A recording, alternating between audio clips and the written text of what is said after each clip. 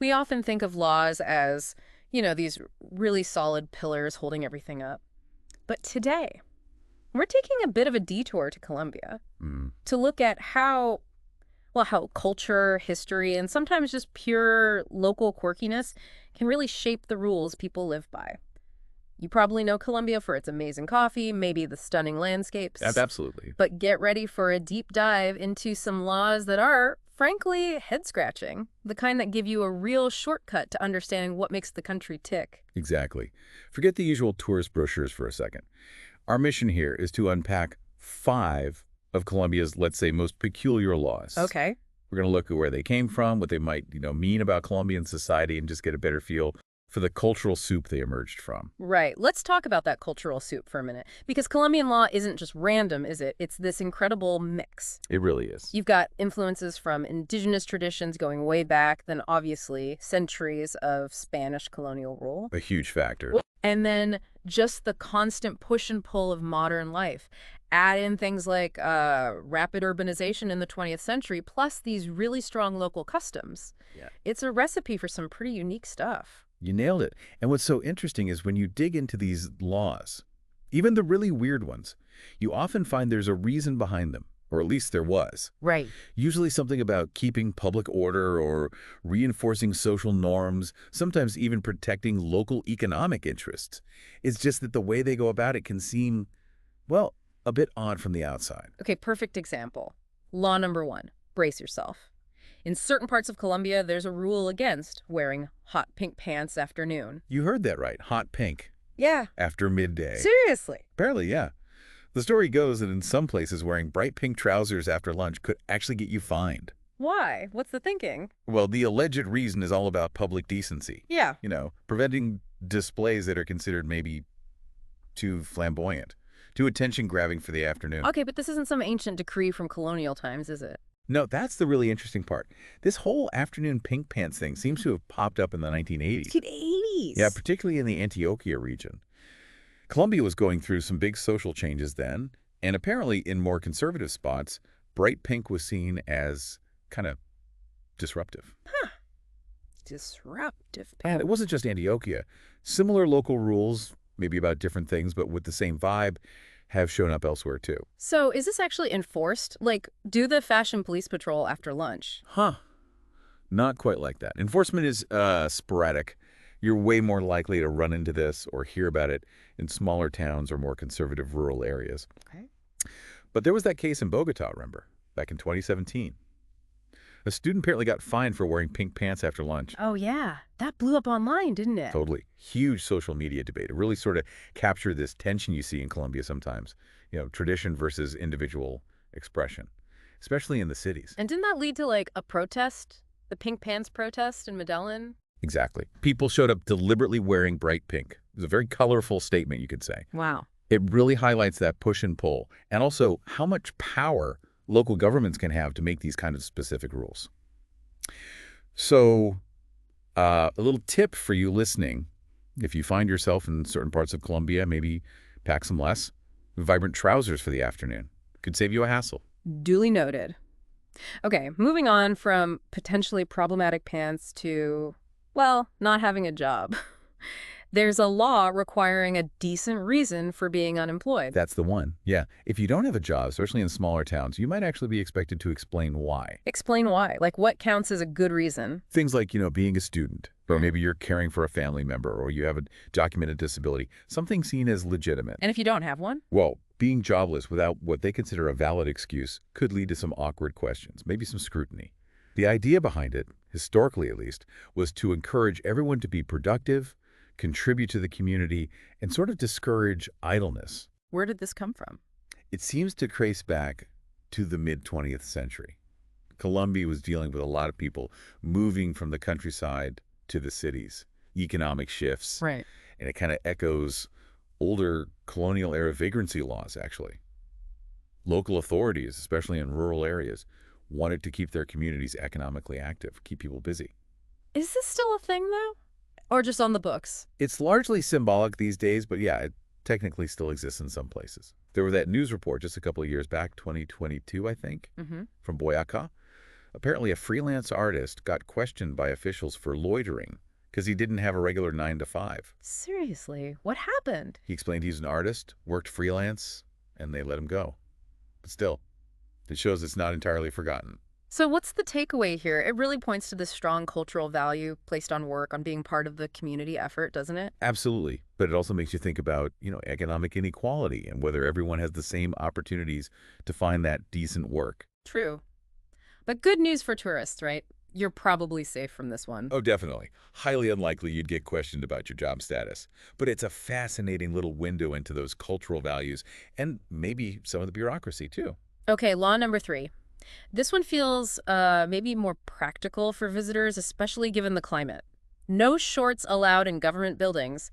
Yeah. Anywhere. That's the rule. Yeah. Trying to pay a bill, sort out a visa, visit the town hall, leave the shorts at the hotel. Even Bermuda shorts, like smart ones? Generally, yes. Yeah. The ban tends to be pretty broad, Yeah. and it applies to everyone, all genders. Okay, what's the logic? It seems to be about maintaining a certain level of formality, of professionalism. Yeah. It mostly came about in the 1990s. Ah, okay. Colombia was working to kind of professionalize its public institutions after a Mhm. period of political turbulence, and shorts were just seen as too casual, too informal for official government business. Right, projecting an image of order.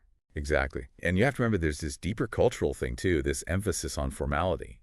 It has roots in Spanish colonialism and the Catholic Church's influence, a sense of decorum in public life. Does enforcement vary? Like, is Bogota stricter than Cartagena? Generally, yes. Mm-hmm. You'll likely find it enforced more rigidly in a big formal capital like Bogota compared to a hotter, more laid-back coastal city. But don't count on it.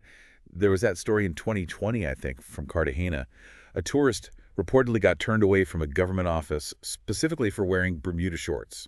In Cartagena, wow, despite the heat. Exactly. It just shows how ingrained that idea of appropriate attire for official spaces can be. So yeah, practical tip for you listening. Pack at least one pair of long pants or a skirt if you think you might need to deal with any bureaucracy. Good advice. A minor thing, maybe, but good to know. Okay, let's switch gears a bit. Law number 4 takes us into matters of the heart. Indeed. We're talking romance, commitment, and bureaucracy. In certain regions, there's a mandatory waiting period before you can get married. A waiting period. How long? Usually, couples need to prove they've been in a relationship for a minimum time, often it's around 6 months, before they can even get the marriage license. 6 months. Why? What's the goal? The stated intention is to try and prevent impulsive weddings, the idea being it promotes more stable marriages in the long run. Okay, and where did this idea come from? This one seems to date back to the 1970s. Divorce rates were rising then, and the Catholic Church still had a very strong influence on social norms. Oh, okay. There was this belief, that rushing into marriage led to more family breakdowns. So couples might literally have to show some kind of proof, photos, letters, maybe witness statements that they've been together for the required time. Wow, proof of relationship duration. That's Yeah. intrusive. Is it enforced everywhere? Like the others, it varies a lot. Big cities like Medellin might be more relaxed about it, but in more conservative areas, say Santander, they might scrutinize it more closely. Any examples? There was a case reported from Bucaramanga, I think in 2019. Mm-hmm. A couple had their wedding plans delayed because they couldn't adequately prove the 6-month relationship history, Even if they were living together.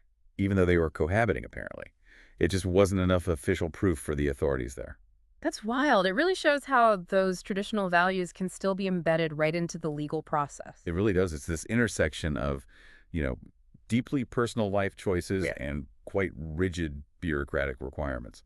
So, heads up for any tourists or expats. Think of tying the knot in Colombia. Do your homework and plan well ahead. Spontaneity might hit a snag. Definitely noted. Mhm. Okay, 5th and final law on our bizarre list. This one takes us to the market, literally. Specific schedules for buying fruits and vegetables. Yes. You might actually find in some towns or markets local rules saying you can only buy, say, bananas or mangoes in the morning. Only in the morning. And then maybe root vegetables like potatoes or yuca are sold mainly in the afternoon. It's tied into both economics and culture. How so? Explain that. Well, the origins go back to the early 20th century, particularly in the big agricultural market regions like Caldas or Quindío, the coffee zone. Right. Part of it was practical, trying to manage supply, prevent everything hitting the market at once, and crashing prices for farmers. stabilize things. Okay, that makes some economic sense. But there were also, apparently, cultural beliefs mixed in. Ideas about the best time of day to eat certain foods for digestion or health. Traditional rhythms. Is this common now? Or just a relic? It's definitely much rarer today. You're unlikely to see it in a big supermarket, but you might still encounter remnants of it in some very traditional, local, rural markets. Like that story from Armenia, the tourist who couldn't buy bananas. Exactly. That was 2021, I believe. Yeah. A tourist was just completely baffled when a vendor wouldn't sell her bananas afternoon because it wasn't the time. Huh. That's amazing. It really shows the deep connection Colombia has to its agricultural roots, right? And again, it highlights that decentralized system where local places can maintain these old traditions through local rules. It's totally normal for locals, but completely puzzling if you're not expecting it. So pulling this all together, if someone's traveling to Colombia trying to make sense of these potential legal oddities, what's the bottom line advice? I'd say first, do a little research, especially if you're going off the beaten path or outside the main cities like Bogota or Medellin. Tourist hubs are generally easier. Okay.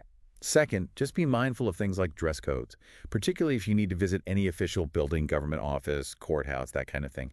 Pack accordingly. Well, long pants rule. The long pants rule. And remember that enforcement really can differ quite a bit from region to region or even town to town. Remember that tourists reportedly fined for shorts in Santa Marta last year. It can happen, even in tourist spots. So these laws, they might seem strange, funny even, but they really do tell a story, don't they? They absolutely do. They're like little windows into the country's soul, in a way.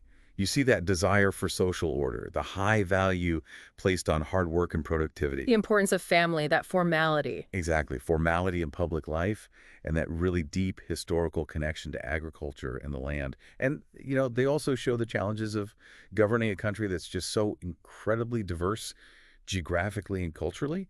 It leads to this patchwork of rules. It makes you realize laws aren't just dry text. They grow out of a place and its people. And Colombia is not totally unique in having quirky laws. Right. Other places have them too. Oh, definitely not. You hear about weird laws everywhere. If you look, Thailand and the underwear rule you mentioned, or Switzerland's thing about not flushing the toilet late at night. Right. But Colombia's specific blend, the mix of colonial history, indigenous roots, Catholic influence, agricultural focus, that decentralization, Yeah.